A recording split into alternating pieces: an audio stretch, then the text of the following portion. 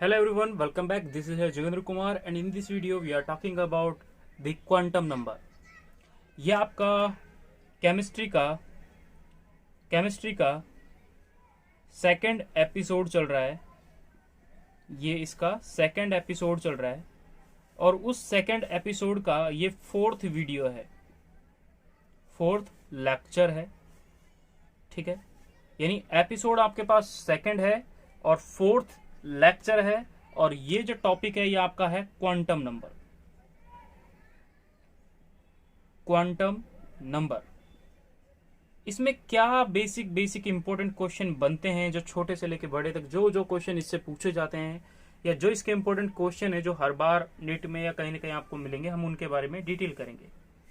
तो सबसे पहले हम बात करते हैं कि भाई क्वांटम नंबर जो है वो सबसे पहले किसने दिया।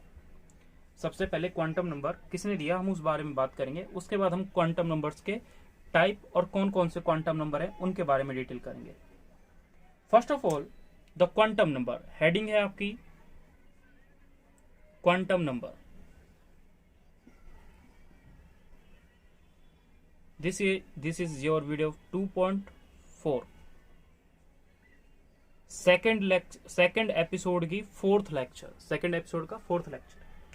इस वीडियो में हम किसके बारे में बात कर रहे हैं एक्चुअली कि the quantum number is given by the Schrodinger wave equation. इससे इनको दिया गया है। ये साइंटिस्ट था श्रोडिंगर्स। इस साइंटिस्ट ने 4 क्वांटम नंबर को एक्सप्लेन किया। अब वो 4 क्वांटम नंबर को एक्सप्लेन करने के लिए इसने एक वेव इक्वेशन दी और वेव इक्वेशन कौन सी थी वो देख लेते हैं। Del square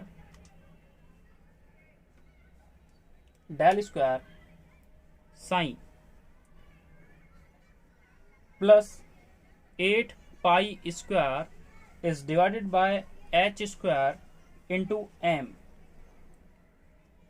multiple of total energy minus का potential energy into psi is equal to 0। यहां पर हर एक पॉइंट का ये एक कौन सी इक्वेशन है, श्रोडिंगर वेव इक्वेशन है। इस इक्वेशन के बेसिस पे हम 4 क्वांटम नंबर के बारे में बात करेंगे और वो 4 क्वांटम नंबर कौन कौन से हैं। यहां पर जो ये इसको बुलाता है साइन, PSI। ओके, ये साइन जो है यानी साइन जो ये आपको दिख रहा है, this sign is a represent a wave function of electron. This will be represent the wave function of electron. Now ये जो पूरी टोटल एनर्जी दे रखी है, जैसे ये मास ऑफ इलेक्ट्रॉन है, H आपके पास प्लांक क्वांटम नंबर है, E ये मास ऑफ इलेक्ट्रॉन है, मास of electron, this is the total energy and this one is the potential energy।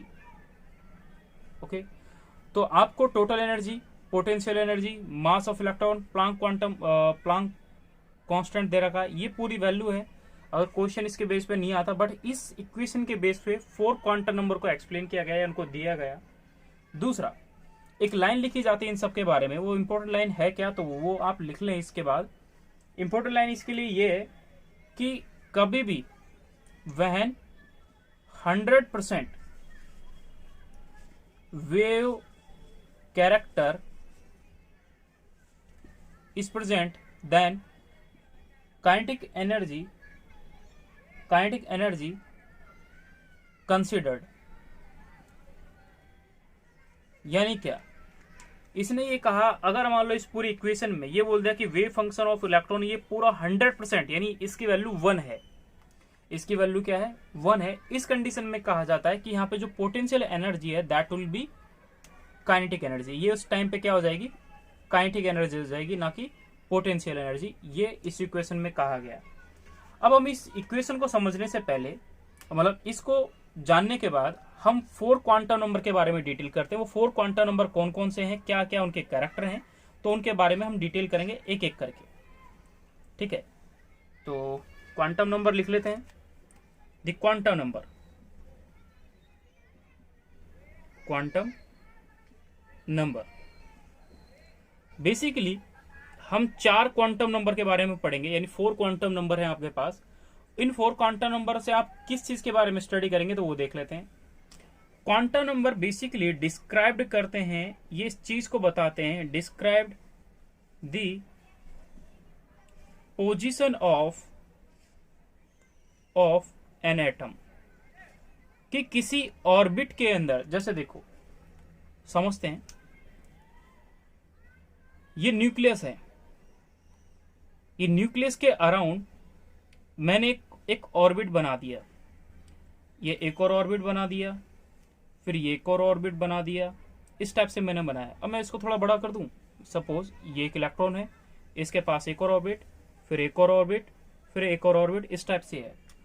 अब हर ऑर्बिट के अंदर कुछ ना कुछ सब ऑर्बिट होते हैं। जैसे पहले वाले के अंदर कोई सब ऑर्बिट, जैसे हमने बोल दिया पहले वाले के अंदर एक सब ऑर्बिट, दूसरे वाले के अंदर 2 सब ऑर्बिट, तीसरे वाले के अंदर 3 सब ऑर्बिट, इस टाइप से प्रेजेंट होते हैं।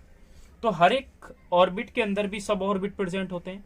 तो इन चीजों के बारे में कि इलेक्ट्रॉन या फिर कोई भी एटम जो है वो एक्चुअली किस लोकेशन पे प्रेजेंट है, इस वाले ऑर्बिट में प्रेजेंट है, इस वाले सब ऑर्बिट में प्रेजेंट है, या फिर इलेक्ट्रॉन इस वाले ऑर्बिट में प्रेजेंट है, या फिर इस वाले सब ऑर्बिट में प्रेजेंट है, हम इसके बारे में डिटेल करते हैं।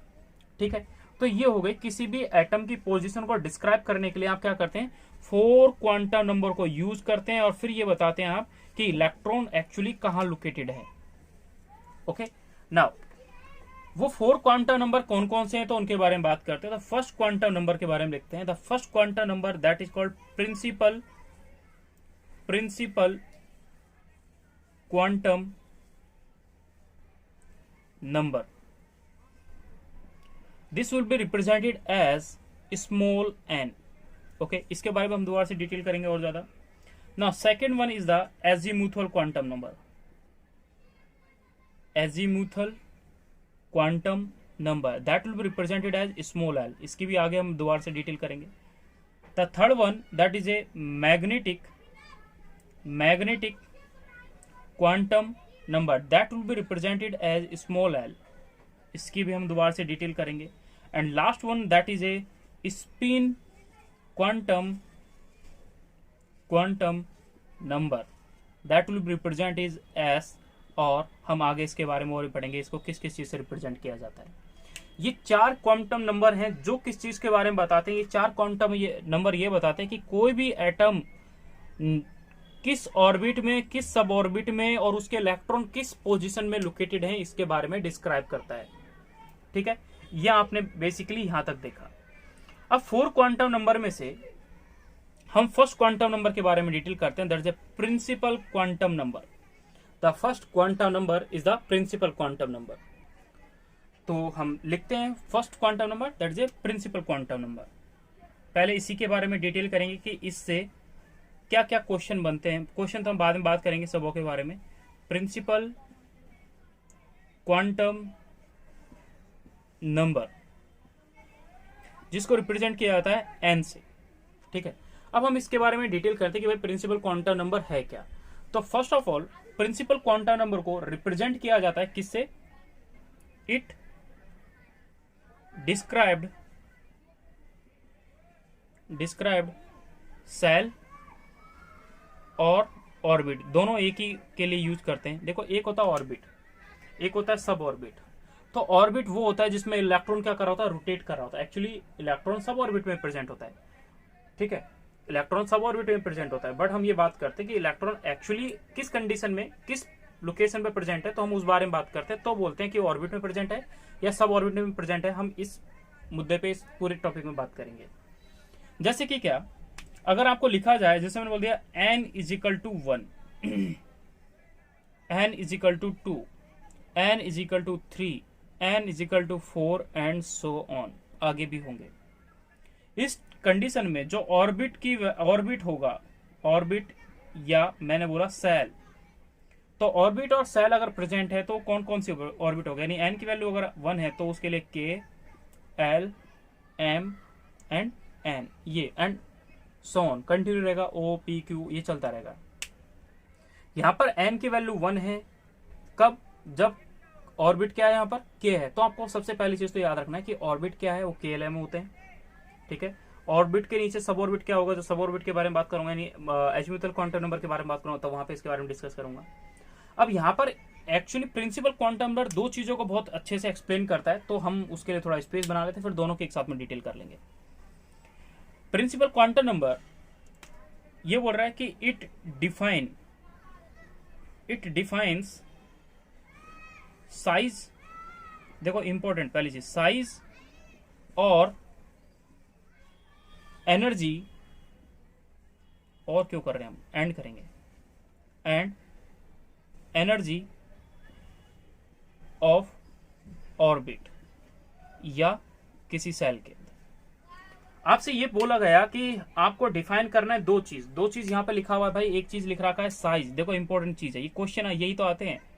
ये पूछा जाता है कि किस ऑर्बिट में, यानी उनको आप असेंडिंग इंक्रीजिंग साइज के बेसिस पे लिखें या फिर इंक्रीजिंग एनर्जी के बेसिस पे लिखें, तो ऐसे क्वेश्चन पूछे जाते हैं। तो ये बहुत इंपॉर्टेंट टॉपिक है अपने आप में।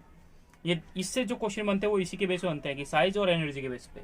तो इसको समझाने के लिए अगर मुझे साइज को एक्सप्लेन करना है तो मैं क्या देखूंगा, radius R is equal to 0.529 into N square is divided by Z into in angstrom. ये वैल्यू दे रखी है, ये आपके पास R की वैल्यू दे दी, यानी रेडियस। एक सर्कल समझो, ये एक सर्कल है, एक सर्कल साहब ये है।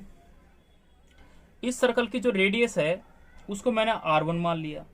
एक दूसरा सर्कल है जिसकी रेडियस मैंने R2 मान ली। तो आप इस चीज में ये देख के मुझे बताएं कि R2 इज ग्रेटर देन 1 है या फिर R1 is greater than R2 है।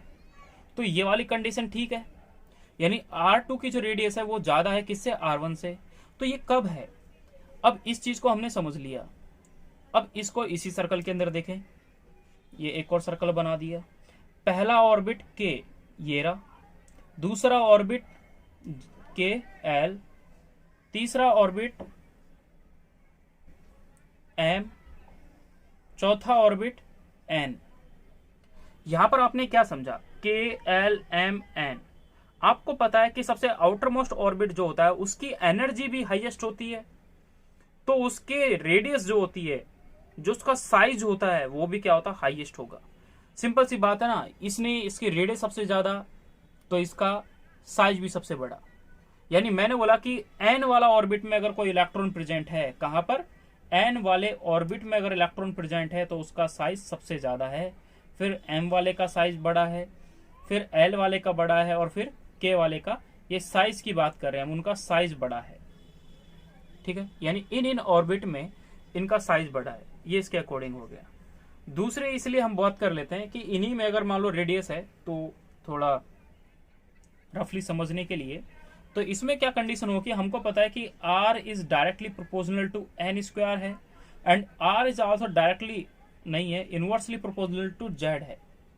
बट हमें Z से मतलब ही नहीं है। साइज क्या है, क्योंकि ये जो भी चीज पढ़ते हो आप, डिफरेंट टाइप के जो एटम है उनके बेसिस पढ़ते हैं, हाइड्रोजन लाइक सबस्टांसेस, उनके बेसिस पे आप देखोगे।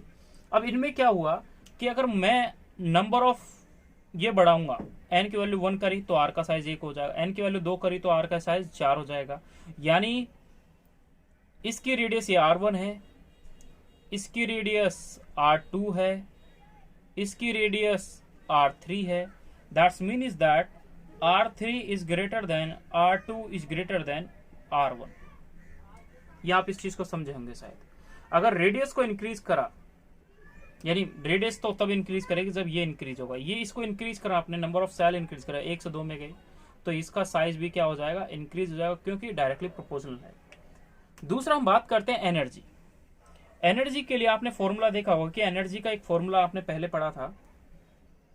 Energy is equal to formula होता है E is equal to minus का 2.18 इंटू 10 की power -18 into Z square divide by N square, joule per atom. याद रखना है थोड़ा फॉर्मूला भी आपको। एक फॉर्मूला और पढ़ते हैं एनर्जी का, वो आपने ये पढ़ा होगा, माइनस का 13.6 into Z square divide by N square, electron volt per atom. सबसे इंपॉर्टेंट तो यही चीज था, ठीक है। इसको आप बाद में अगर मल्टीप्लाई कर दें 1.6 तो आपके पास ये वैल्यू आ जाती है। इसमें बेसिकली आपने यहां पर क्या देखा कि एनर्जी जो है वो इनवर्सली प्रोपोर्शनल है एन स्क्वायर के, बट यहां पर साइन साफ किसका है, नेगेटिव का, ये नेगेटिव है। तो मैं एक चीज पहले कभी बताया हूँ आपको कि जीरो में ये जीरो है, इधर +1 है, +2 है, +3 है, एंड सो ऑन। इधर -1 है, -2 है, -3 है। मैंने बोला अगर किसी का आंसर, जैसे मान लो नेगेटिव, मैंने बोला कि -1 बड़ी संख्या है किसके कंपैरिजन में, -3 से। अगर मैं इसकी वैल्यू इंक्रीज करता जाऊं, मैं इसकी n की वैल्यू 1 बढ़ा दी, तो इसकी वैल्यू क्या हो जाएगी, जैसे इसका वैल्यू बढ़ा होगा तो इसकी वैल्यू तो क्या हो जाएगी, घट जाएगी। यही तो होगा, आपके मन में यही चल रहा होगा कि ये ऐसा होगा, बट आपने फोकस नहीं किया। यहां पर क्या है, नेगेटिव साइन है। इस कंडीशन में क्या होगा, अगर n की वैल्यू इसको स्क्वायर करने के बाद, जैसे सिंपल देखो, मैंने बोला कि ये n डिवाइड बाय, मैंने लिख दिया 2 है, 2 का स्क्वायर है, तो ये आ जाएगा 1/4।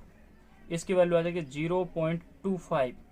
अगर ये प्लस में है तो भाई ठीक है, लेकिन अगर ये माइनस में है, माइनस में है, तो ये वैल्यू 0.25 है, यानी 1 से ज्यादा आ रही है, तो सॉरी 1 से कम में है। लेकिन नेगेटिव में इस 1 से देखो, नेगेटिव में इस 1 से और इस 0 के बीच में आ रहा है, यानी इधर की साइड ही आ रहा है कहीं ना कहीं पे ये वैल्यू, तो ये वैल्यू क्या है, बड़ी है। तो अगर एनर्जी की वैल्यू इंक्रीज करेगी, कब इंक्रीज करेगी, जब एन की वैल्यू इंक्रीज होती है। ठीक है, तो यहां पर आपने ये पढ़ा, यहां पर हम ये पढ़ते हैं कि इफ एन का साइज इंक्रीज करते हैं तो एनर्जी भी इंक्रीज होती है। इस कंडीशन में क्या हो जाएगा, E3 की एनर्जी ज्यादा होगी E2 से और फिर E1 से, यही होगा।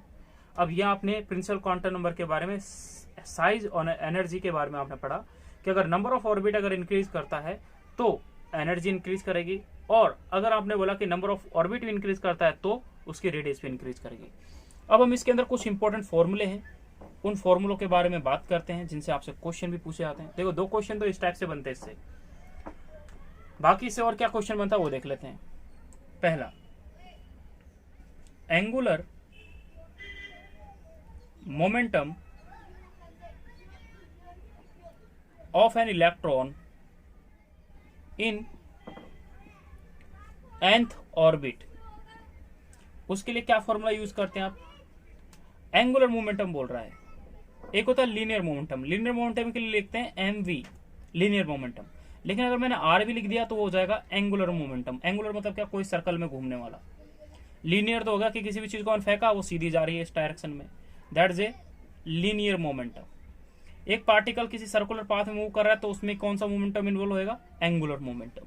The angular momentum is equal to NH divide by 2π। ये चीज हो गया, ये फॉर्मूला हम बेसिकली इसके लिए पढ़ते हैं। एक फॉर्मूला आपने ये वाला देखा। दूसरा फॉर्मूला इसके अंदर ये पढ़ते हैं कि अगर आपसे क्वेश्चन पूछा जाए कि नंबर ऑफ सब सेल या sub orbit in nth cell and this value is equal to, most important, is equal to n, वो किसके इक्वल होता है, प्रिंसिपल क्वांटम नंबर के, n के इक्वल होगा। क्वेश्चन आपसे पूछ ले कि what is the number of shell, sub shell और number of sub orbit, just principal quantum number के बाद हम पढ़ते हैं azimuthal quantum number. Azimuthal quantum number किस चीज को रिप्रेजेंट करता है, सब सेल और सब ऑर्बिट को। ठीक है, तो आपने ये चीज देख लिया। दूसरा आपसे एक और क्वेश्चन पूछा जाता है तीसरे टाइप का कि maximum number of orbitals in nth shell is equal to क्या होगा, फिर मैक्सिमम नंबर ऑफ इलेक्ट्रॉन अगर पूछा गया किसी n सेल के अंदर तो उसके लिए फॉर्मूला यूज करते हैं n²। और चौथा इसके अंदर आ जाएगा, अगर इसने बोल दिया कि maximum number of electron in nth shell तो उसके लिए फॉर्मूला यूज करते हैं 2n²। हर जगह लाइन चेंज है, वर्ड चेंज है, तो वो समझे। तो बोले ना ट्यून है बाबा। तो वो चीज क्या है कि अगर आपसे पहले क्वेश्चन बोला कि maximum number of orbital, orbital पूछ रहा है कि एक ऑर्बिटल, दूसरा ऑर्बिटल, तीसरा ऑर्बिटल, तो कितने नंबर ऑफ ऑर्बिटल है किसी भी सेल के अंदर, तो आपको बताना है। मैंने बोला n इज इक्वल टू 2 है, तो कितने नंबर ऑफ ऑर्बिटल हो जाएंगे, तो बोलेंगे 4। अगर आपसे मैक्सिमम नंबर ऑफ इलेक्ट्रॉन अगर क्वेश्चन में पूछा गया है, तो उसके लिए क्या हो जाएगा 2n²। यानी मैंने क्या बोला, इस 2n² को आप ध्यान रखें। इन सारे क्वेश्चनों को, इन सबों के बेस पे हम एक एक क्वेश्चन देखेंगे। जैसे मान लो मैंने, अब आपने ये सब चीज नोट कर लिया होगा ना, तो नोट कर लिया होगा तो मैं इसको रफ करता हूँ, इसके बेस पे एक बेसिकल क्वेश्चन कर लेते हैं। ठीक है, क्वेश्चन करते हैं। सपोज करो मैंने आपको एक क्वेश्चन में वैल्यू दे दी, तो क्वेश्चन इसका कुछ इस टाइप से हो जाएगा। सपोज करो मैंने बोल दिया कि principal quantum number n is equal to, आपने 4 ले लिया, n इज इक्वल टू 4 ले लिया। अब आपको पता है k से शुरू होता, k, l, m and n।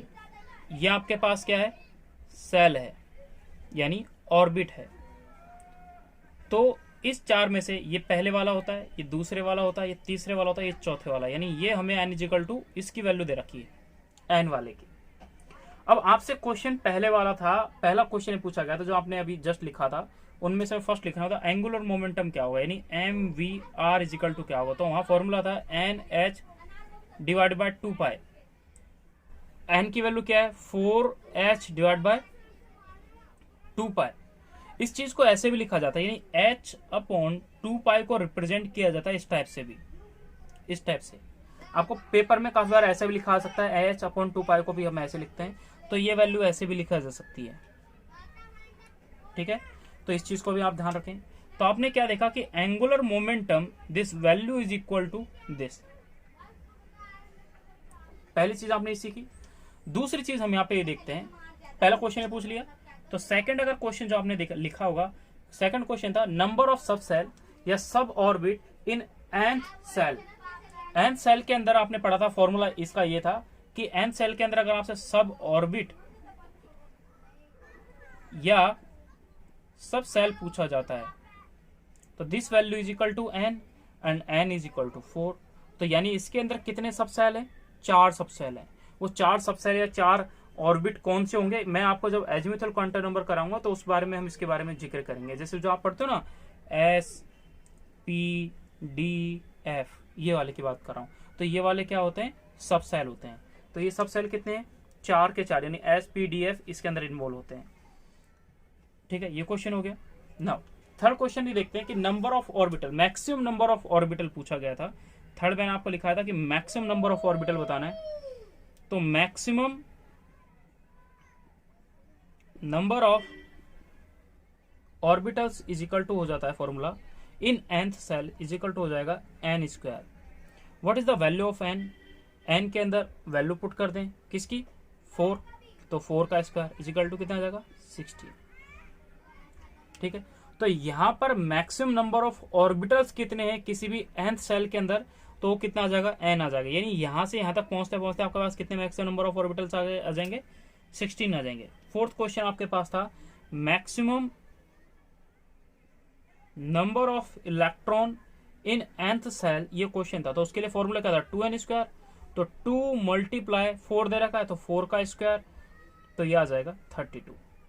यानी इस nth ऑर्बिट के लिए अगर मैं कुछ भी चीज पूछूं, मैंने पूछा व्हाट इज द, इस n के लिए मैंने पूछा एंगुलर मोमेंटम क्या है, तो आप बोलोगे 4h अपॉन 2π या 4h बार। या फिर मैंने बोला कि अगर nth के लिए सब सेल, nth सेल में, nth ऑर्बिट में सब ऑर्बिट कितने होते, तो मैं बोलूंगा 4। मैंने बोला इस nth ऑर्बिट में या nth सेल में या n ऑर्बिट में मैक्सिमम नंबर ऑफ ऑर्बिटल कितने हैं, तो मैं बोलूंगा 16 होंगे।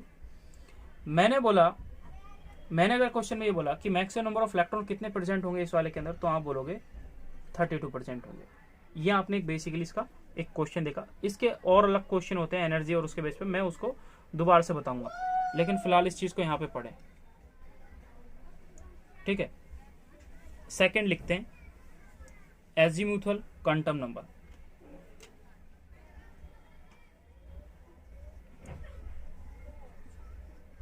Azimuthal quantum number and this will be represented as L. आपको पता है स्मॉल एल से इसको रिप्रेजेंट करते हैं। अब इसके लिए सबसे इंपॉर्टेंट कुछ और टर्म भी हैं कि azimuthal quantum number is also called as A. ये भी याद रखना है, मैं ये लिख रहा हूं फिर इनको रफ कर देंगे, आप नोट डाउन करते हैं साथ साथ में। इसको कहा जाता है सेकेंडरी क्वांटम नंबर, ओके। और this is also called as a subsidiary quantum number,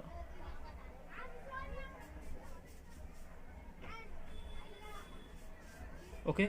यानी इसको ये सब कहा जाता है, वो चीज आपको याद रखनी है। तो azimuthal quantum number is also called as secondary quantum number, ये आपको पता ही है। सब्सिडरी इसलिए बोला जाता है क्योंकि अभी आप पढ़ोगे, आपने पढ़ा ऑर्बिट, ऑर्बिट के अंडर में क्या था, सब ऑर्बिट या सब सेल, तो उसी तरह से सब्सिडरी क्वांटम नंबर इसको बोलते हैं, ठीक है। अब इसके बारे में थोड़ा डिटेल कर ली जाए कि भाई ये है चीज क्या। एक्चुअली ये डिस्क्राइब करती है, डिस्क्राइब सब सेल एंड या सब ऑर्बिट, इनको रिप्रेजेंट करता है, ठीक है। अब यहां पर हमें क्वेश्चन जब भी ये बोलेगा तो वैल्यू ऑफ एन पुट करना है। अब वैल्यू ऑफ एल कैलकुलेट कैसे करेंगे, तो value of L is calculated by this formula, the L is equal to होता है 0 to n-1, ठीक है। ये चीज आपको याद रखना है कि इसकी वैल्यू जो है वो कैलकुलेट करते हैं 0 से n-1। अब इसके लिए बेसिक फंडा क्या है, तो सबसे पहले आप इस चीज को समझें कि इस चीज को समझने के लिए आप बेसिकली ये करते हैं कि भाई जैसे मैंने यहां पे लिख दिया, मैंने बोल दिया n is equal to 1। Now value of L, तो वैल्यू ऑफ एल इस कंडीशन में क्या हो जाएगी, वैल्यू ऑफ एल हो जाएगी यानी L इज इक्वल टू हो जाएगा 0 to 1-1 इज इक्वल टू क्या वैल्यू आ जाएगी, 0 से 0, यानी एक वैल्यू आ गई, और वो एक वैल्यू क्या है, 0 है। दूसरी मैंने बोल दिया n इज इक्वल टू अगर 2 है तो L की वैल्यू क्या आ जाएगी, 0 to 2-1 is equal to value आ जाएगी 0 से 0 to 1 आएगा, और 0 से 1 के बीच में जो भी आएगा उसको लिखेंगे, यानी प्लस में भी लिखेंगे और माइनस में भी लिखेंगे। तो ये वैल्यू कितनी है, 2 है। तो इसको अभी सॉरी प्लस में इसी को लिखेंगे, प्लस और माइनस में लिखेंगे, इसको प्लस में लिखेंगे, माइनस में आपका दूसरा वाला आता है मैग्नेटिक क्वांटम नंबर, तो ये आ जाएगा 0 और 1। दूसरा अगर मैंने बोला n इज इक्वल टू 3 है तो L is equal to 0 to 3-1, now this value is equal to 0 to 2, तो ये वैल्यू क्या जाएगी, 0, 1 and 2, यानी 3 n की वैल्यू आई, जो आप यहाँ देखा। यहाँ 2 आई यानी आपने n इज इक्वल टू 2 देखा, यहाँ 0 आया यानी 1 आया तो 1 इज इक्वल टू ये देखा, ठीक है। अब इस चीज को एक्सप्लेन करने के लिए बेसिकली आपको क्या, अब हम बात कर लेते हैं सब सेल के बारे में। अब सब सेल बेसिकली है क्या, तो आपने देखा कि जो सब सेल है, अभी तक आपने क्या देखा, आपने देखा सेल के बारे में या फिर ऑर्बिट के बारे में। आपको इसको क्या बोलते हैं, सब ऑर्बिट भी बोला जाता है, सब ऑर्बिट भी बोला जाता है। सब सेल आपने क्या पढ़े थे, K, L, M, N, O and so on. अब सब सेल क्या होंगे साहब, वो पढ़ लेते हैं। तो सब सेल पढ़ने के लिए आपको बेसिकली क्या करना है, नाउ सब सेल इज इक्वल टू होता है, जैसे अगर क्वेश्चन में आपको दे रखा है एल इज इक्वल टू 0, तो सब सेल आपका उस टाइम पे होगा S. Sub shell L is equal to 1, in this condition subcell is a P. If L is equal to 2 then subcell is D. If L is equal to 3 then subcell is F. If L is equal to 4 then subcell will be G. ठीक है, ये आपको याद रखना है कि अगर आपको क्वेश्चन में L की वैल्यू 0 दिख रखी है तो उसका मतलब क्या है, वो S है। L की वैल्यू अगर 1 लिख रखी है तो उसका मतलब क्या है, वहां पर P ऑर्बिटल प्रेजेंट है, P सब ऑर्बिट प्रेजेंट है, ठीक है। ये चीज आपने देखी। अब इसके लिए क्या होता है कि एक ऑर्बिटल एंगुलर मोमेंटम, जैसे आपने लास्ट में देखा वहां पे एंगुलर मोमेंटम देखा था, तो वो आपने एन के लिए देखा था, एन का लिए mvr is equal to NH/2 pi था, तो इसके लिए फिर क्या होगा, ये फॉर्मूला इंपॉर्टेंट है दोस्तों, ये क्वेश्चन नीट में पूछा जाता है, इससे क्वेश्चन पूछा जाता है, तो इसलिए इंपॉर्टेंट है।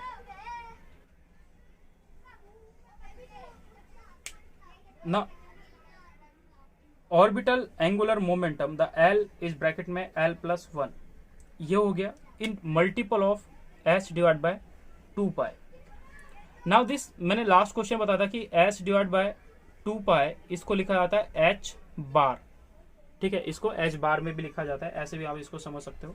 Now this formula is written है एल ब्रैकेट में एल प्लस वन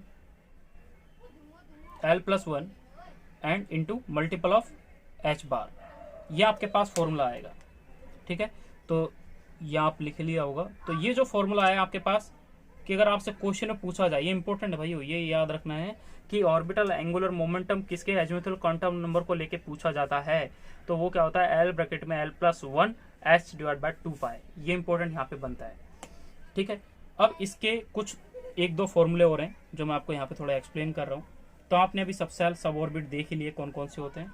अब यहाँ पर इसका एक और सेकंड फॉर्मूला आता है, आपसे क्वेश्चन पूछा जाता है number of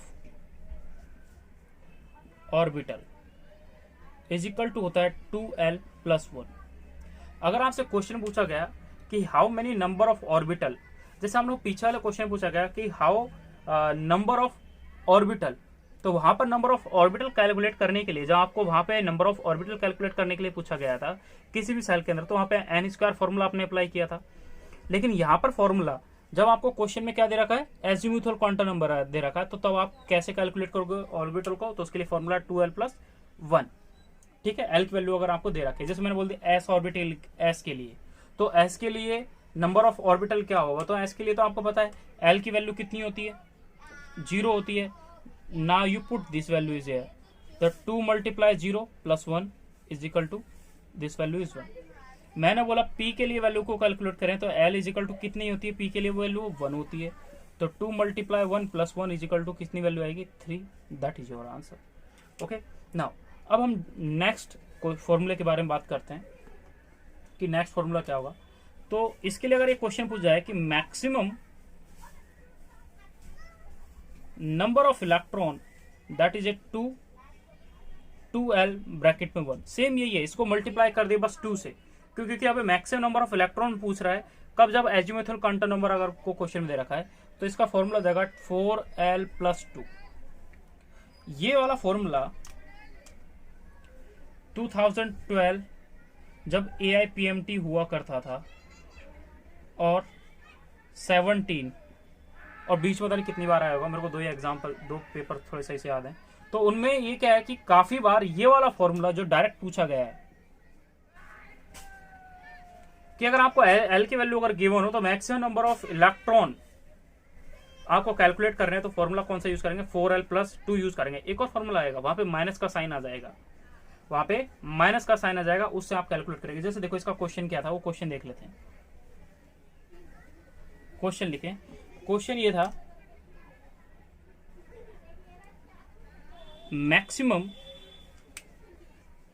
maximum number of electron is represent by, पहला ऑप्शन है 4l प्लस 2 पहले वाला, दूसरा फॉर्मूला 4l माइनस 2, तीसरा option 2l plus 1 and fourth option n square. तो मैक्सिमम नंबर ऑफ इलेक्ट्रॉन अगर रिप्रेजेंट करने वाला पूछा जाए तो maximum number of electron represent करने के लिए तो यही वाला है, ठीक है। लेकिन इसमें भी अगर कोई एटम दे दिया, जैसे s ऑर्बिट के लिए अगर मैंने क्वेश्चन पूछ लिया, तो s ऑर्बिट के लिए या कोई भी ऑर्बिट है उसके लिए आप क्वेश्चन को कैलकुलेट कर सकते हो। सपोज मैंने बोला s is equal to, s के लिए मैक्सिमम नंबर ऑफ इलेक्ट्रॉन बताने हैं, तो s की वैल्यू कितनी होती है, 0 होती है। s की वैल्यू मतलब s के लिए l की वैल्यू 0 होती है। अब l की वैल्यू 0 है तो यहाँ पे l की वैल्यू 0 पुट करें, 4 multiply 0 plus 2 is equal to 2 electron इसमें आए। इसके अंदर कितने आए, 4 मल्टीप्लाई 0 माइनस 2 यानी माइनस 2 आए। इसके अंदर 2 मल्टीप्लाई 0 प्लस का 1 यानी इसके अंदर 1 आया, और इसके अंदर कितना आ जाएगा, 0 का स्क्वायर मतलब 0 आ गया। तो आपने यहाँ पे क्या देखा, आपने यहाँ पर ये देखा कि मैक्सिमम नंबर ऑफ इलेक्ट्रॉन इस वाले ऑर्बिट के अंदर प्रेजेंट है ना, यानी इस वाले सब ऑर्बिट के अंदर प्रेजेंट है। तो आप इस चीज को यहाँ पर कैलकुलेट कर सकते हैं। अब हम टेबल बनाते हैं, तो आप न्यू पेज पे आ जाएं और फिर टेबल बनाएं साथ में, ठीक है। तो टेबल कैसे बनानी है वो टेबल देख लेते हैं। पहला ऊपर लिखें सबसे पहले इधर लेफ्ट साइड में सब सेल, ओके। सेकंड लिखें, सब सेल लिख दिया, एल की वैल्यू। सेकंड लिख दिया, थर्ड नंबर ऑफ ऑर्बिटल आपको कैलकुलेट करने हैं। वहां पर फॉर्मूला क्या यूज किया था, 2l+1 वाला नंबर ऑफ ऑर्बिटल के लिए। क्वेश्चन में अगर आपसे पूछा गया मैक्सिमम नंबर ऑफ इलेक्ट्रॉन वो बताने हैं, और अगर क्वेश्चन आपसे ये पूछ ले ऑर्बिटल एंगुलर मोमेंटम, तो उसके लिए क्या फॉर्मूला था, एल ब्रैकेट में, सॉरी उसके लिए आपने फॉर्मूला लिखा था is equal to root bracket में L multiply L plus 1 into H by 2 pi, ये फॉर्मूला था आपके पास। अब इससे आप इन डिफरेंट वैल्यू को कैलकुलेट कर सकते हो। एस की वैल्यू, एस सब सेल, उसके लिए एल की वैल्यू कितनी होती है, 0। ये याद रखनी है, ये याद रखने वाली बात होती है कि भाई एस सब सेल दे रखा है, उसकी एल की वैल्यू कितनी होती है, 0 होती है। पी वाले सब सेल की, जैसे सबकी एक एक कैलकुलेट कर लेते हैं, इसकी वैल्यू है, इस वैल्यू को हम यहाँ 0 को पुट करेंगे तो इसका आंसर कितना आएगा, 1। मैक्सिमम नंबर ऑफ इलेक्ट्रॉन के लिए आपने फॉर्मूला कितना क्या यूज किया था, 4 यानी 2 से मल्टीप्लाई 4l+2, ये फॉर्मूला इसके लिए था। जहां आप इसको कैलकुलेट करोगे तो 0 को इससे मल्टीप्लाई करो तो आंसर क्या आ जाएगा, 2 आ जाएगा। जब इस पूरी वैल्यू के अंदर इस पूरे फॉर्मूले को पुट करेंगे, यानी 0 वैल्यू पुट कर दी यहाँ पे, तो ये 0 0 ये 1 आएगा, तो ये पूरी वैल्यू कितनी हो जाएगी, 0। तो देखो 0 मल्टीप्लाई 0, मतलब पुट कर लेते हैं आप कंफ्यूज ना हो जाए, तो ये 0 रख दिया, 0 + 0, अभी पूरी वैल्यू से 0 मल्टीप्लाई होगी तो ये पूरी वैल्यू इससे जब मल्टीप्लाई होगी एच बार वाली, तो इसका आंसर कितना आ जाएगा, 0 आ जाएगा। That's why this value have A answer will be 0। Angular momentum of S sub cell का कितना होता है, इतना।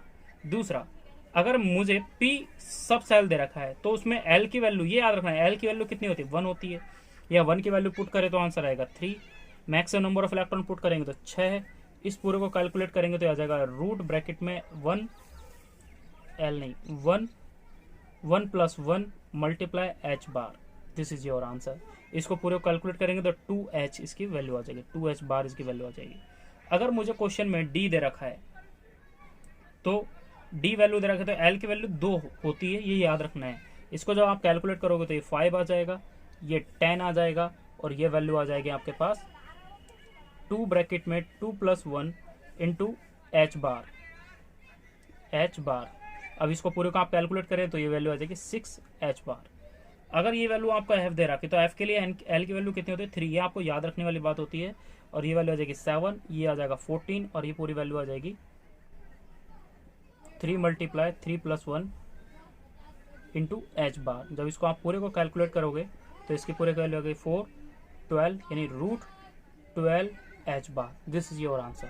and finally you also calculate this value of that question, that this value you have a √3h। Bar की जगह नहीं आएगा, मैं इसको h bar is equal to क्या होता है, h/2 तो मैंने इस बार की जगह वैल्यू पुट कर दिया। तो इसको जब आप रूट निकालोगे तो इसकी वैल्यू फाइनली ये आंसर आएगा। तो ये आपने अभी यहाँ पर ये चीज़ देखी, ये चीज़ आपको समझने वाली बात भी होती है कि आपको क्या क्या चीज़ समझनी होती है, ठीक है। अभी मैं यहाँ पर एक चीज़ और एक इम्पोर्टेंट पॉइंट और बता रहा हूँ आपको। आपके राइट साइड में स्पेस हो तो आप वहाँ पे लिख लें, या फिर दोबारा से नीचे लिख लें SPDF करके। वहाँ पर क्या है, तो वो वैल्यू क्या होती है हम उसके बारे में बात कर लेते हैं। मतलब सॉरी, मैं यहाँ पे एक स्पेस आपके पास अलग से होगा तो उसमें आपको क्या लिखना है, वहाँ पे अलग से हेडिंग लिख लीजिए एक और। तो उसमें हेडिंग में क्या लिखना है, स्ट्रक्चर और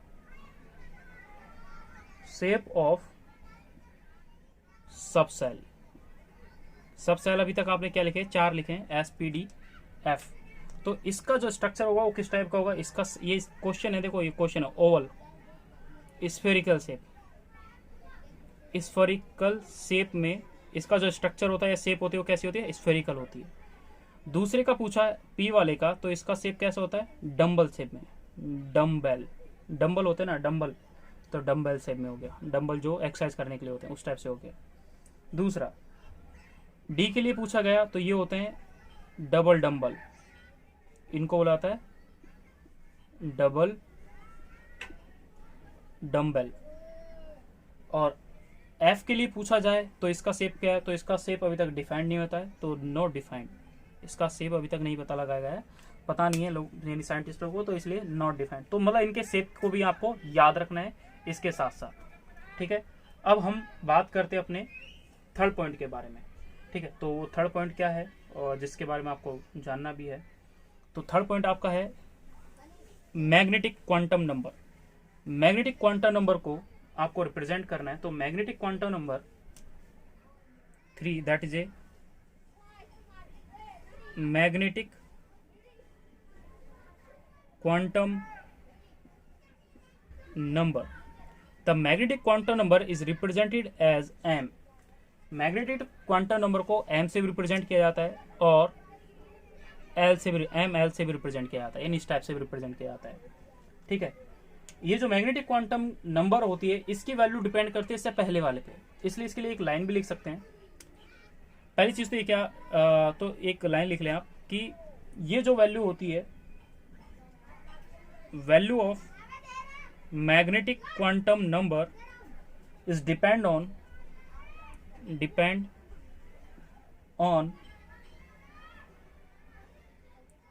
upon azimuthal quantum number, azimuthal quantum number यानी एल के ऊपर डिपेंड करती है, ठीक है।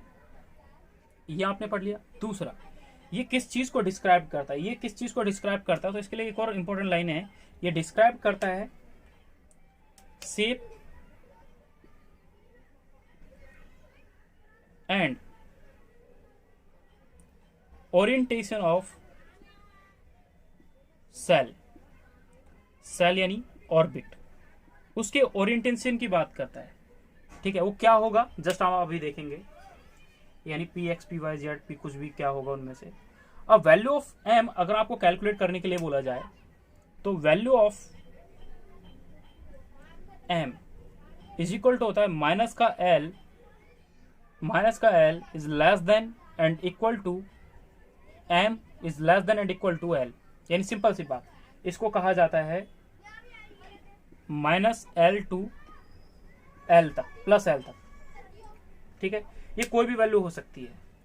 इसके लिए simple total value of m अगर पूछी जाए फॉर एनी एल के लिए, यानी लाइन आपको ऐसे लिखनी है, total values of m for any l यानी एजीम्यूथल क्वांटम नंबर, तो उसके लिए एक फॉर्मूला यूज है 2l+1।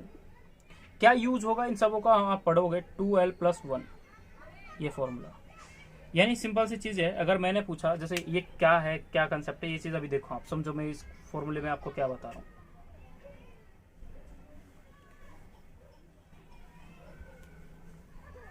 पहला ये है कि अगर आपको क्वेश्चन में ये दे रखा है, सपोज करो n इज इक्वल टू आपको क्वेश्चन में दे दिया 1, ठीक है, तो वहां पर n की वैल्यू 1 है तो l की वैल्यू यहां पर 0 होगी, और l की वैल्यू अगर 0 है तो वो ऑर्बिट कौन सा है, s वाला है, और s वाला ऑर्बिट है तो आपको पता है कि s वाला ऑर्बिट हो जाएगा यानी सब सेल हो जाएगा, सब सेल यानी सब ऑर्बिट कौन सा हो जाएगा, s वाला हो जाएगा, और s वाला हो जाएगा। तो अब मुझे m की वैल्यू कैलकुलेट करनी है, तो m की वैल्यू होती है माइनस का L2 प्लस का L, या फिर इसके लिए फॉर्मूला होता है m is equal to 2l+1। आप इसको ध्यान रखें कि ये कितनी वैल्यू होंगी, तो इसको कैलकुलेट करने के लिए करते हैं। तो s इज इक्वल टू यहाँ पर m की वैल्यू कितनी आ जाएगी साहब, 0 आ जाएगी। तो यहाँ पर आप कैसे आई, l की वैल्यू आपने यहाँ पे 0 पुट करें तो ये कितना आ जाएगा, -0 प्लस 0 तक, तो मतलब 0 की बात हो रही है सिर्फ एक। तो इसको 2 × 0 + 1, कितनी m की वैल्यू आई यहाँ पर, 1 आई। यही चीज तो है, यानी क्या, और वो कितनी है, 0 है, और वो 0 वाली वैल्यू कितनी है, 1s है। यानी ये जो है इसने क्या बताया, 1, क्या है ये, s, ये रहा s। यानी इस चीज को मैंने कैसे रिप्रेजेंट किया, ये 1 क्या है और ये s क्या है, तो that 1 is represented as a n and this as is represented by the l. ठीक है, तो ये क्या हो जाएगा 1s। ठीक है, यानी 1 0। तो अगर मैं s की इस 0 की जगह s वाला वो लिखूं तो आप पढ़ते हो ना, अभी जस्ट आपको मैं बताऊंगा, एक्सप्लेन करूंगा इसको और अच्छे से। अब दूसरा इसका एग्जांपल देखें एक और। मैंने n की वैल्यू चेंज कर दिया, n वैल्यू इज 2, n की वैल्यू 2, तो इस कंडीशन में 2 हो गई। अब n के अंदर 2 वैल्यू आ गई, यानी जैसे देखो पहला ऑर्बिट है तो उसके अंदर एक सब ऑर्बिट प्रेजेंट होगा, है ना। ये एक बड़ा ऑर्बिट है, इसके अंदर 2 सब ऑर्बिट प्रेजेंट होंगे। तो अगर 2 सब ऑर्बिट प्रेजेंट होंगे तो इसके अंदर एक ऑर्बिट था वो s था, तो इसके अंदर क्या हो जाएगा s और p, 2 सब ऑर्बिट प्रेजेंट होंगे। इससे अगले वाले सब ऑर्बिट के अंदर कौन कौन से सब ऑर्बिट होंगे, s p d। फिर उससे अगले वाले ऑर्बिट के अंदर कौन कौन से सब ऑर्बिट हो जाएंगे, s p d and f। इस टाइप से होगा, है ना। तो उसी टाइप से इस 2 वाले के अंदर भी ऑर्बिट, सब सेल या सब ऑर्बिट आपने फॉर्मूला पढ़ा था, वो इक्वल टू होता है किसके, n के। तो इसके अंदर भी कितने सब सेल होंगे, 2 होंगे। तो कौन कौन से हो सकते हैं, एक तो साहब l इजिकल टू 0 हो सकता है और एक l इजिकल टू 1 हो सकता है।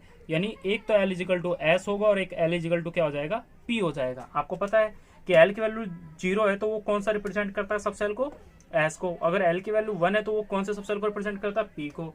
अब यहाँ पर हम देखते हैं कि m इजिकल टू 0, यानी अब कौन से ऑर्बिट में आ गए, तो वो देख लेते हैं। n की वैल्यू 2s, है ना। ये क्या है, मैग्नेटिक क्वांटम नंबर को रिप्रेजेंट कर रहे हैं। दूसरा m इजिकल टू वैल्यू आ जाती है -1 2। फॉर्मूला क्या था, फॉर्मूला था m इजिकल टू, 2 फॉर्मूले थे, -L2 प्लस l। दूसरा इसी के लिए कि ये टोटल कितनी वैल्यूज हो सकते हैं, जैसे देखो अभी दोबारा आपको समझ में आएगा कि m इजिकल टू एक फॉर्मूला 2l प्लस 1, तो ये कितनी वैल्यू है, 2 × 1 + 1 इजिकल टू 3। यानी टोटल ये 3 वैल्यू होंगी। 3 वैल्यू कैसे होंगी, जैसे -1 2 प्लस 1 ये लिख दिया, तो -1 से सपोर्ट -1 0 प्लस 1, यही तो होता है। तो इसके लिए क्या हो गया कि एक आपने सब सेल बनाया, ये सब सेल है साहब, उस सब सेल को भी आपने और डिवाइड कर दिया। जैसे p वाला सब सेल जो होता है उसको आप डिवाइड करते हो px py और pz में, है ना। तो ये मैग्नेटिक क्वांटम नंबर, अब ये क्या हो जाएगा, ये एक क्या रिप्रेजेंट क्या कर रहा है, मैंने बोल दिया ये px, ये pz और ये py। सबसे इंपॉर्टेंट चीज यहाँ पे ध्यान क्या है, आपको इसके बारे में ध्यान रखना, हमेशा pz का जो आएगा वो हमेशा 0 वाला होता है। pz हमेशा क्या होगा, उसका 0 वाला होगा, उससे आपको याद रहेगा। यानी आप क्या, आपने एक फॉर्मूले से देखा कि -L2 प्लस l वैल्यू होती है, हाँ जी होती है, -L2 प्लस l होती है -1 0 और +1 होगी। दूसरा मुझे 3 वैल्यू होती है, 1 2 3 वैल्यू होती है, तो मुझे कितनी वैल्यू होगी ये पता लगाने के लिए फॉर्मूला यूज कर सकता हूँ। तो 3 वैल्यू होती है, तो 3 वैल्यू ये वाली हो गई। सपोज करो ये 2 होता, मतलब ये तो 1 ही मान लो, चलो 2 कर दिया, ये 2 कर दिया, तो इसकी वैल्यू ये मैं मान यहाँ पे पुट करता हूँ 2, m की वैल्यू यहां पर पुट करूंगा, ये m की वैल्यू थी, यहाँ m की वैल्यू अगर मैं पुट करूंगा तो m की वैल्यू यहाँ पर कितनी आई थी, 3 आई थी, यहाँ पर तो 3 आई थी, ठीक है। या फिर मैं ही बोल सकता हूँ ये वाली वैल्यू m की 3 आई थी। वो 3 वैल्यू m की कौन कौन सी, ये वाली हैं, ये 3 वैल्यू कौन कौन सी, ये वाली हैं, ठीक है। तो ये आपने कर लिया। अब मैं इस चीज को, अगर मेरे को सपोज करो कि मैंने बोल दिया, मैं इसको रफ कर देता हूँ, अगला करते हैं, n इजिकल टू 3 ले लेते हैं, तो आपको और दोबारा से एक और चीज समझ में को मिलेगी। मैंने बोला क्वेश्चन में n इजिकल टू आपने 3 ले लिया, in this condition we put the value of l is equal to, एक 0 आएगा, l इजिकल टू एक 1 होगी, एक l इजिकल टू 2 होगा। तो ये किसको रिप्रेजेंट कर रहा है, s, ये p, ये d। यहाँ पर m की वैल्यू कितनी हो जाएगी, 0, यहाँ m की वैल्यू हो जाएगी -1 0 +1। इस m की वैल्यू कितने, -2 से -2 -1 फिर 0 फिर +1 फिर +2, कितनी वैल्यू है, 5। ये कितनी है, 3। तो इसको कैलकुलेट करने के लिए आप इस, यानी ये 5 वैल्यू हैं, इसको पता लगाने के लिए एक फॉर्मूला यूज करते हैं आप, वो कौन सा होता है, 2l + 1। और ये तो कैसे आ गई, -L2 प्लस L, ये किसकी वैल्यू होती है, m की।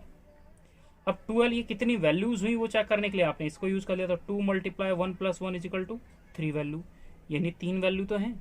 दूसरा 2 × 2 + 1 = 5, तो ये 5 वैल्यू तो हैं, ठीक है। तो ये इस टाइप से आपने इसको समझा।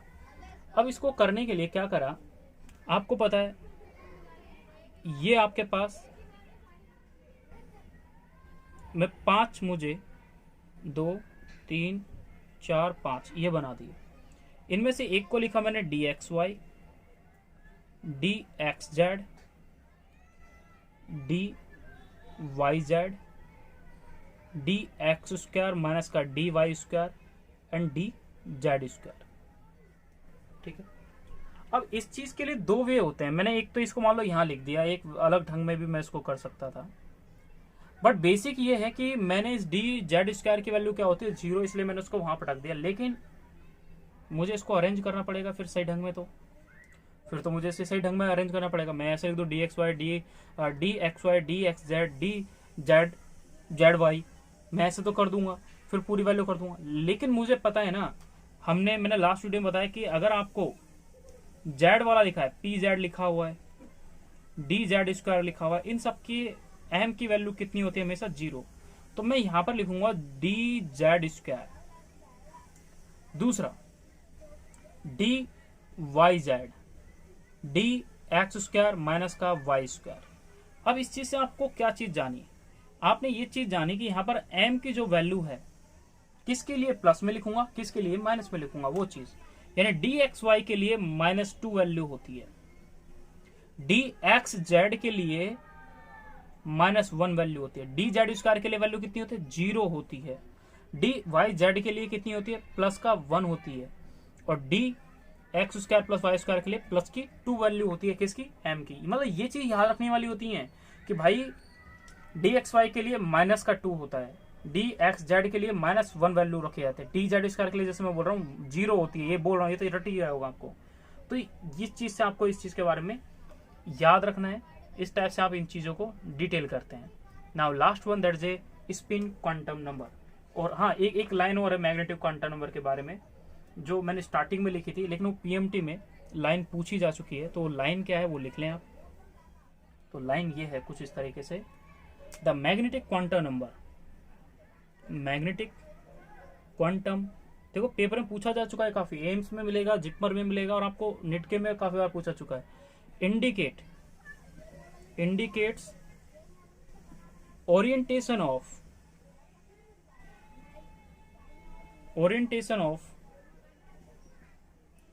ऑर्बिटल ऑफ इलेक्ट्रॉन, यानी जो ऑर्बिटल होता है उसका ओरिएंटेशन की बात करता है। ये स्फेरिकल बनाया था आपने एस के लिए, मैं जस्ट अभी आपसे बात करूंगा कैसे इनको हम रिप्रेजेंट करेंगे, कैसे वो बताते हैं। तो ओरिएंटेशन क्या है तो उसके बारे में दिखाते हैं। इंपॉर्टेंट क्वेश्चन ये निट के लिए है, ये आ चुका है काफी बार, ये आपको निट में क्वेश्चन मिलेगा, एम्स का जो एग्जाम है उसमें काफी बार पहले आ चुका है, और जो जिपमर का एग्जाम होता था उसमें भी ये क्वेश्चन पूछा चुका है, ठीक है। तो ये इंपॉर्टेंट क्वेश्चन है कि मैग्नेटिक क्वांटम नंबर इस चीज को रिप्रेजेंट करता है, orientation of orbitals of electron, ये इंपॉर्टेंट है, ठीक है। अब ये चीज क्या है, इसको ओरिएंटेशन ऑफ इलेक्ट्रॉन क्या होता है मैं इसको अब समझा देता हूं। तो ओरिएंटेशन ऑफ इलेक्ट्रॉन की अगर बात की जाए तो पहले की बात करते हैं, एस ऑर्बिटल के बारे में बात करते हैं। अब आपको पता है एस ऑर्बिटल के बारे में बात करो तो यहाँ पर एल की वैल्यू कितनी हो जाएगी, 0 हो जाएगी। एल की वैल्यू 0 तो एम की वैल्यू 0, ये हो जाएगी। अब आपको पता है ये एक वाई एक्सिस है, ये क्या है, एक्स एक्सिस है। मैंने पहले वाले में बताया होगा कि what is the shape of S orbital, तो इसका ऑर्बिटल का शेप क्या होता है, स्फेरिकल होता है। ये आपके पास क्या दे रखा है, तो यहाँ पे 3 एक्सिस बना दें, एक काम करते हैं, एक्स वाई जेड ये लिख दिया, ये 3 एक्सिस बना दिए, किस शेप में साहब, स्फेरिकल है। तो ये ओरिएंटेशन ऑफ एस ऑर्बिटल हो गया। दूसरा मैंने बोला पी ऑर्बिटल के लिए बोला, तो पी ऑर्बिटल में भी अलग अलग होते हैं भाई। पी ऑर्बिटल के लिए बोल दिया सेकंड पी ऑर्बिटल, तो p ऑर्बिटल क्या है, तो l is equal to 1 and m is equal to plus minus का 1 एंड 0। ये आपने जस्ट अभी लास्ट कैलकुलेट करके देखा होगा। तो इस चीज को लिखने के लिए मैं ऐसे भी लिख सकता हूं, देखो p के अंदर 3 होते हैं, एक होता है px, py और pz। अब मैंने बोला था, मैंने यहां लिख दिया px, यहां लिख दिया py और यहां लिख दिया मैंने pz। अब आपको एक चीज तो पता है कि भाई pz जो होती है वो उसके लिए वैल्यू क्या लिखूंगा, ये 0 वाली। इस y के लिए लिखूंगा तो इसके लिए लिखूंगा माइनस प्लस का, और इसके लिए लिखूंगा तो इसके लिए लिख दूंगा प्लस माइनस का। यानी ये क्या रिप्रेजेंट कर रहा है, m को। m की वैल्यू pz के लिए 0, py के लिए माइनस, px के लिए प्लस की वैल्यू, यानी दोनों में से कुछ भी हो सकती है। अब ये 3 टाइप का होता है साहब। 3 टाइप का कौन कौन सा होता है, इसका a होता है px ऑर्बिटल। अब मुझे px ऑर्बिटल को रिप्रेजेंट करना है, तो px ऑर्बिटल को कैसे रिप्रेजेंट करूंगा वो देखें।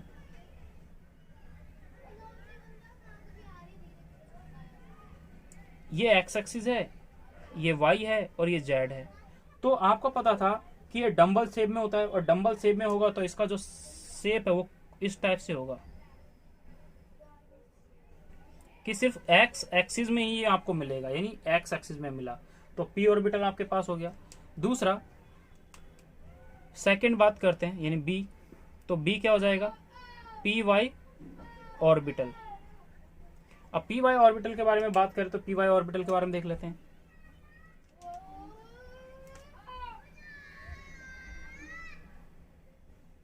ये x है, ये y है, ये z है। अगर मुझे फिर से डंबल बनाना है तो मैं किस एक्सिस में बनाऊंगा, y एक्सिस में बनाऊंगा। ठीक है।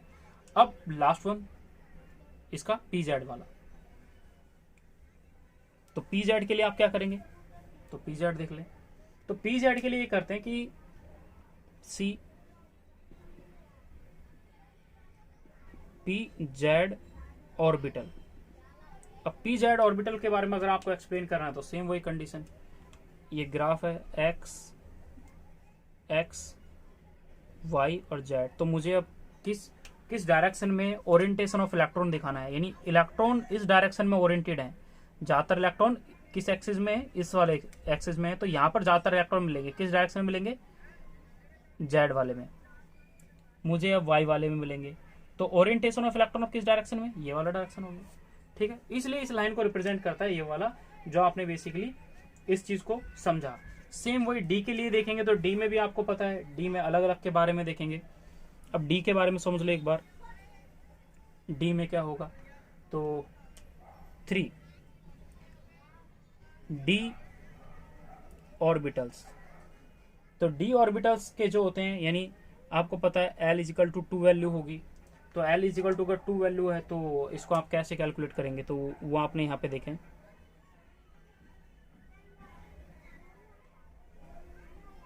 1 2 3 4 5, ज्यादा हो गया, छोटा ये हो गया। अब इसमें बोला कि मुझे यहाँ पर m की वैल्यू पुट करनी है, किसकी, m की वैल्यू पुट करनी है। तो m की वैल्यू क्या क्या हो सकती है, एक पुट करते हैं dxy, मैंने dyz बोल दिया, dzy बोल दिया, dx square minus Y square बोल दिया, और लास्ट वाला dz स्क्वायर बोल दिया। dz square 0, dx square y square minus का प्लस का 2, या प्लस माइनस ये हो गया, plus minus 2 plus minus 1 minus plus 1, sorry हाँ माइनस प्लस 1 हो गया, तो ये 0 हो गया। यानी m की वैल्यू हमने ऐसे डिफाइन कर ली। ठीक है, तो आपने बेसिकली m की वैल्यू जिस टाइप से ऐसे रिप्रेजेंट कर दिया, मैंने प्लस माइनस दोनों लिख दिया है। ठीक है, आप पीछे वाले को प्रेफर करें जैसे मैंने आपको वहां बताया गया है। अब इसमें इसके डिफरेंट जो 5 ऑर्बिटल सब ऑर्बिटल है, इनको आप कैसे रिप्रेजेंट करेंगे, तो इसका पहला देख लें। तो पहला रिप्रेजेंट करने के लिए इसको ऐसे करते हैं, मैंने बोला dxy ऑर्बिटल। dxy में अगर मेरे को ऑर्बिटल को रिप्रेजेंट करना है तो उसको रिप्रेजेंट करूंगा मैं कुछ इस टाइप से, dxy, यानी z में तो इलेक्ट्रॉन है ही नहीं, तो मुझे किन किन के बीच में, ये x है, ये y है, ये z है, तो मुझे जो ऑर्बिटल बनाने वो बनाने इन दोनों के बीच में होगा, एक तो एक ये हो गया इन दोनों के बीच में, एक्स वाई, इस टाइप से इलेक्ट्रॉन प्रेजेंट होगा। यानी डी वाले की बात नहीं कर रही, ठीक है, वो सर जेड वाले की बात नहीं कर रही। तो जेड वाले में इलेक्ट्रॉन इस टाइप से प्रेजेंट नहीं, ये किस में प्रेजेंट है, एक्स वाई ऑर्बिटल में प्रेजेंट है। तो ये चीज आपने दिखाई। अगर आपको बी वाला इस टाइप से बोल दे कि आपको डी वाई जेड ऑर्बिटल बोल दे, तो डी वाई जेड ऑर्बिटल को आप कैसे रिप्रेजेंट करेंगे, एक्स वाई जेड। अब इसमें आप ऑर्बिटल बनाएं, तो ऑर्बिटल बना के आप देख लें, वाई जेड में रिप्रेजेंट करना है, यानी यहां पर एक्स को सही से इन्वॉल्व नहीं करना। तो वाई जेड के लिए ये दोनों बंदे ही आएंगे, इसमें इन दोनों के बीच में आएगा, इन दोनों के बीच में हो गया। या फिर एक्स को तो फिर से इन्वॉल्व नहीं करना, तो एक ये आ जाएगा, ऐसे आ जाएगा, ठीक है। तो इस टाइप से ये दो हो गए। दूसरा बात कर लेते हैं इनके,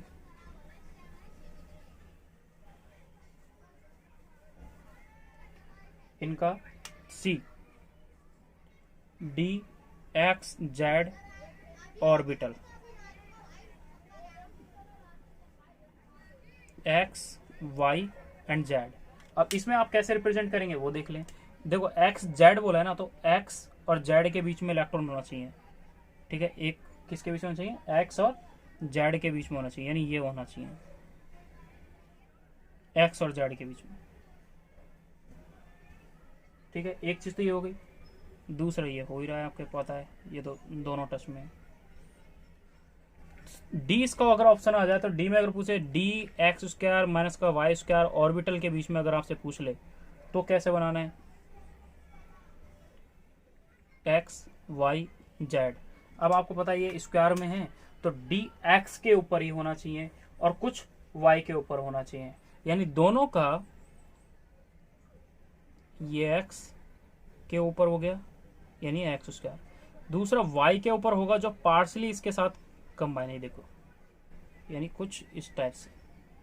तो डी यानी X square minus Y square, ये वाला हो गया। And last one that is a D Z square. ये ओरिएंटेशन ऑफ इलेक्ट्रॉन के बारे में बात कर रहे हैं, orientation of electron, this is the ई।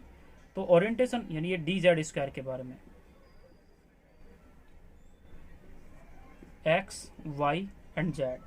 यहां पर इलेक्ट्रॉन डी जेड वाला मतलब कहां प्रेजेंट है, ये रहा, और डी जेड में बोल रहा था जेड जेड में ही प्रेजेंट होगा, ये रहा, ठीक है।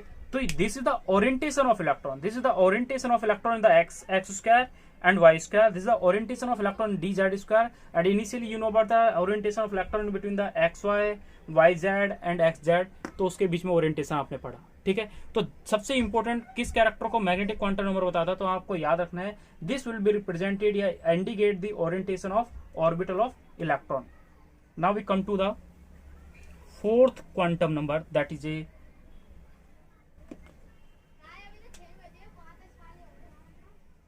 Spin quantum number, that is s. अगर स्पिन क्वांटम नंबर को हमें रिप्रेजेंट करना है तो स्पिन क्वांटम नंबर किस चीज को डिस्क्राइब करता है, किस चीज के बारे में बताता है, हमें उसके बारे में याद रखना है। इस स्पिन क्वांटम नंबर का मतलब ये था, एक बेसिक जो इसका आइडिया था वो आपको समझना बहुत इंपॉर्टेंट है। स्पिन क्वांटम नंबर इस चीज को रिप्रेजेंट करता है कि क्वांटम नंबर के लिए सबसे इंपॉर्टेंट लाइन ये वाली है कि इलेक्ट्रॉन जो है, electron not only move around the nucleus, around the nucleus of an atom. किसी एटम के ये न्यूक्लियस के अराउंड इलेक्ट्रॉन रिवॉल्व कर रहे होते हैं, ये आपने अभी तक यही पढ़ते आए हो।